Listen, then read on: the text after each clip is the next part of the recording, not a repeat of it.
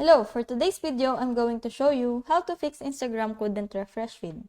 So I have Instagram open here and it looks that it couldn't refresh feed.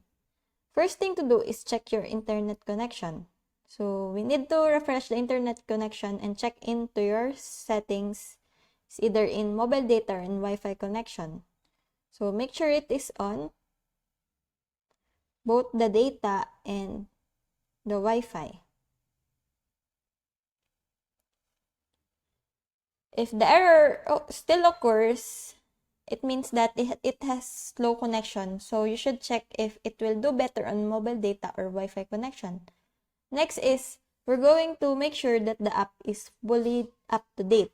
So let's go to the App Store, and once you're here, type Instagram.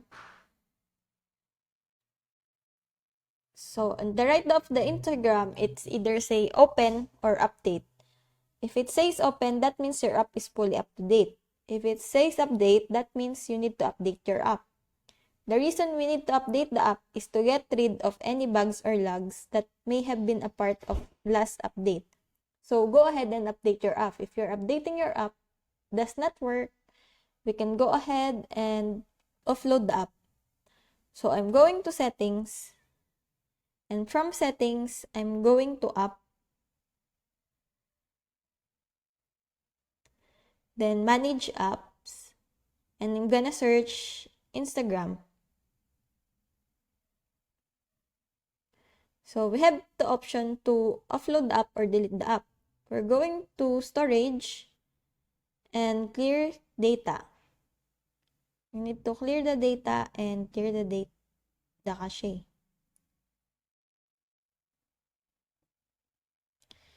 You can also uninstall and reinstall the app. So that's how you can fix Instagram refresh feed.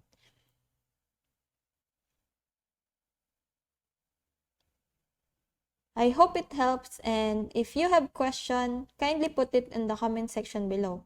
If not, don't forget to subscribe and like.